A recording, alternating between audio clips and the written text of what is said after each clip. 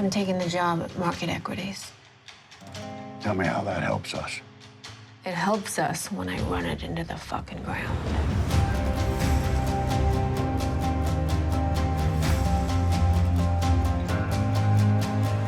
Beth is now working for the enemy, and she wants revenge. May I help you? She's so out for blood with someone that she feels betrayed her. You bet on the wrong horse.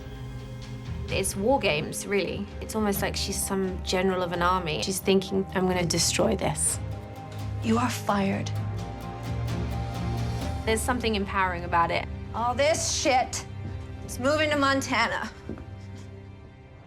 Charlie Mark. Alpha Mark. Action! Basically, Casey on his way into work, there's a run-in at the livestock office. He's trying to keep the peace and separate everyone, calm everyone down. Things escalate. You're the fucking animal! Casey not being able to handle an escalation like that kind of takes it a little too far, and things get a little out of hand. Stay! Everybody down! On the ground now! On the ground! What the fucking fuck? Through all of this, one of the sort of leaders of this protest is Summer. You must be the big boss. I'm a retired big boss. You can see how that's working out for me. The first time Summer and John meet, it's as adversaries. We're here protesting the mass murder of millions of animals every year. How cute does an animal have to be before you care if it dies to feed you? I think it was Taylor's attempt to say, why don't we all just try to understand each other? You made bail. How'd I do that? I think at a level of guilt, you needed to get her out. When John bails me out of jail, it's really confusing, but he seems kind of open to discussion. You believe what you're doing's right. I disagree, but I respect it. You're gonna ask me something, though. I'd like to show you my ranch. John is much more evolved than he actually leads on. I'm gonna trust you. Good. I think also maybe Summer has a little bit of a cowboy fantasy, so there's something there.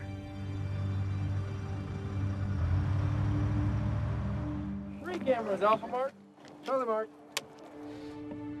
Just not long ago, Tate went through this very traumatic experience. Someone's broken into his house and he's had to kill someone.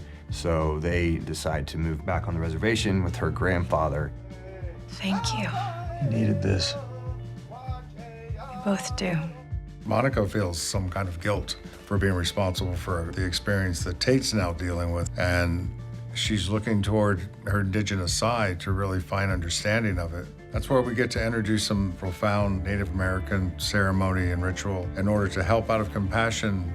Monica is a big part of the community on the Broken Rock Reservation, and hands down, we'd always be there for her. They're trying to clear all the bad energy inside of me, but it's pretty hard to do that. Rainwater is introduced as an antagonist, but you've seen their relationship really change over time and become a source of guidance and support and healing. He won't think of himself as a killer. He'll think of himself as a warrior. Like you.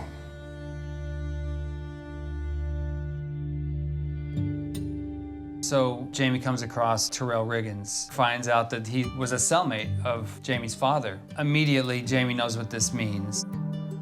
In his discovery, in doing that work, he finds out his father was involved, and this disrupts Jamie's relationship with his father. Hard day at the office? Yeah, you could say that. Was it real? Was there any real connection there? Or was Jamie just a pawn again in a violent game? Finally, Christina arrives back in Jamie's life. You did it. She does so because she sees that he has broken free of the Duttons. I don't think Jamie ever thought he was going to actually get to see her again. He thought it was damaged beyond repair, and she is as close to tapping into who Jamie is than anyone around. If he's going to have a chance at finding himself, he needed that to happen.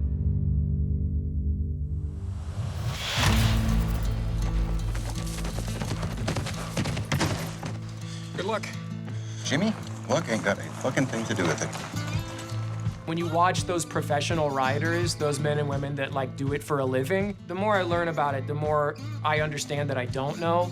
So to be at those shows, watching those riders do reining, cutting, You learn so much so quickly. And this whole experience for me, Jeff, was so sort of perfectly aligned with Jimmy's experience, because Jimmy's sort of going to these shows and learning so much so quickly, and that's exactly the case for me too. Jimmy's arrival at the Four Sixes, I think he shows up there, he doesn't know what to expect. It's like being dropped out of a helicopter or something. He has no idea what to expect, and he just has to survive. You have this young man who had nothing, so I wanted to watch him go on that journey to become a man. Jimmy's a kind of an idiot. He's pretty clueless, makes mistakes all the time, and so being dropped into this new environment, he just has to pick up what he can as fast as he can, and he has to never give up. Most people in Texas don't sleep on the ground. I wanted to highlight where ranching began, and it began in West Texas. These cowboys at the Sixes live on the Sixes, and they're the best at this in the world. And so it's an incredible opportunity for me to get to learn alongside Jimmy, sort of under the tutelage of these just brilliant cowboys. An opportunity to explore actual historical working ranches that exist today through a character of Yellowstone from this fictional ranch. It checked all the boxes for me as a filmmaker, as a director, and as a writer. Let's run the rank out of these sons of bitches.